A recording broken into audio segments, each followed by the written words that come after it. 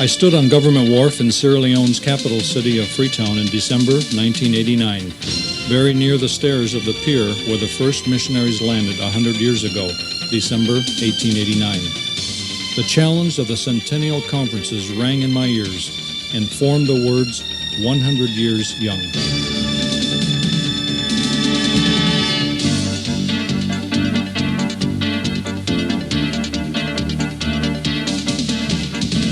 "100 years young? 100 years sounds old to me." That's true, but as the national leaders of the Wesleyan Church of Sierra Leone worked over their 100-year history of what God had done, they became excited about what God could still do in this country of 4 million people. Located on the west coast of Africa, Sierra Leone is about one-third the size of Minnesota. The Wesleyan Church of Sierra Leone has come a long way from those beginning days when 15 Wesleyan missionaries gave up their lives and were buried in Kunso Cemetery. The role of the missionary in Sierra Leone has changed drastically over those 100 years. When the missionaries first came, they were pioneers in the sense that they had to do everything.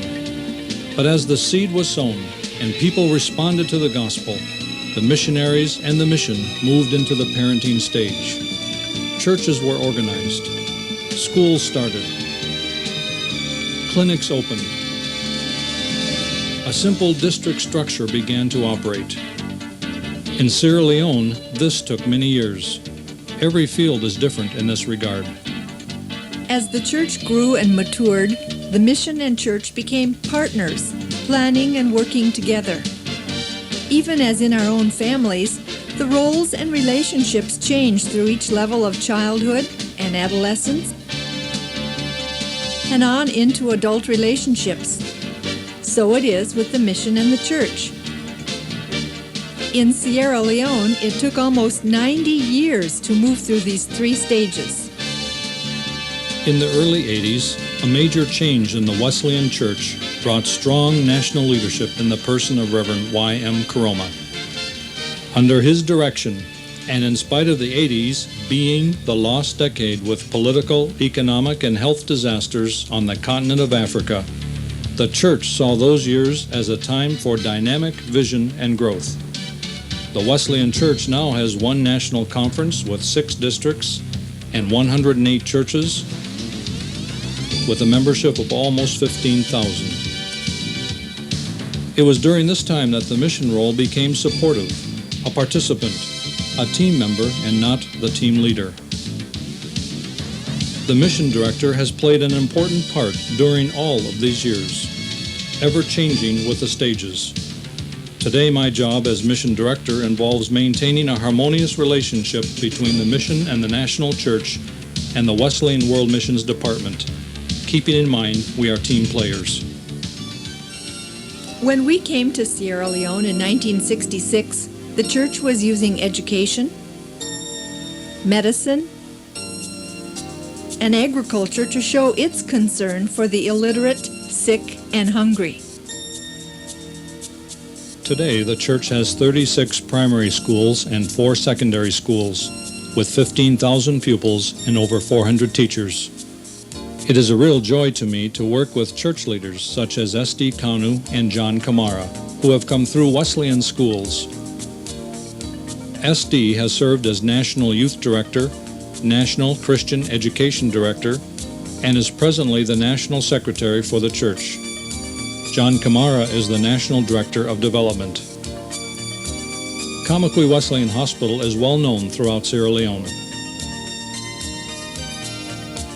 It is the only hospital in a 75-mile radius, and many people come from more remote distances for care.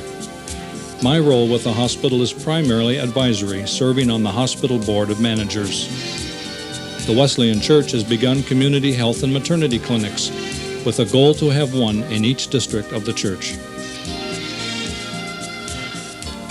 The president of Sierra Leone has called for a green revolution, encouraging everyone back to gardens and farms to help offset the crisis in food costs and hunger. The church is in the process of developing 4 farms for rice, groundnuts, citrus orchards, and other crops. The Bandembu Wesleyan Bible School also has a strong agricultural emphasis in its program. Evangelism and church planting have been more direct means that the Wesleyan Church has used in bringing the whole gospel to the whole man. In the church's centennial year, almost 1,700 conversions and 1,194 baptisms were recorded. Youth and adults alike testified to saving faith in Jesus Christ and rejoiced in new freedom after giving up charms and fetishes that had bound them. As a part of the Wesleyan World Fellowship church planting effort of 2,000 by 2,000, our goal is to plant 55 churches in 11 years. In the first year, 9 churches were established. What a thrill! 10 years ago, there were no Wesleyan churches in the capital city of Freetown, though the population exceeds 500,000. The first metro move in 1978 planted the Wesleyan Church in the suburb of Kissy. Today, there are 9 churches in Greater Freetown, including 8% of the total Wesleyan membership and 37% of the total Wesleyan giving.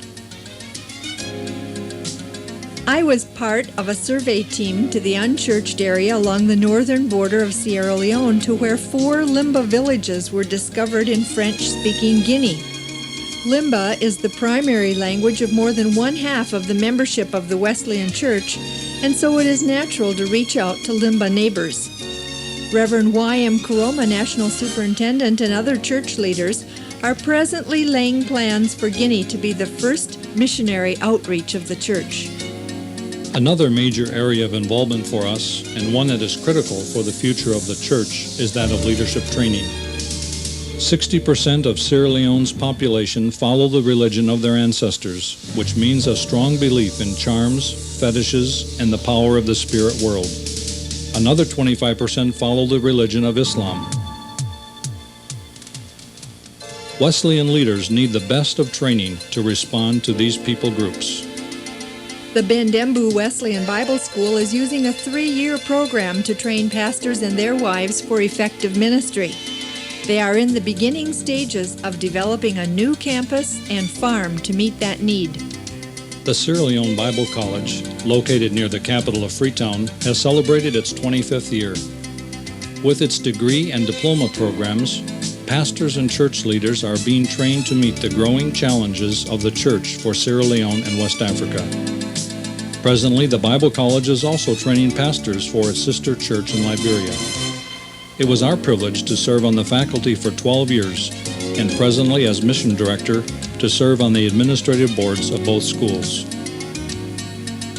Pastors' quarterly conferences, laymen's institutes, women's institutes, pastors' wives' retreats, youth camps, young adult retreats are just a few of the many ways the church is reaching out to train pastors and lay people for the task that is theirs. The challenges of the 90s are before the Wesleyan Church of Sierra Leone. You can be involved by praying and giving for the church and her leaders as they use their opportunities to preach the whole gospel to the whole man. 100 years young, the Wesleyan Church of Sierra Leone.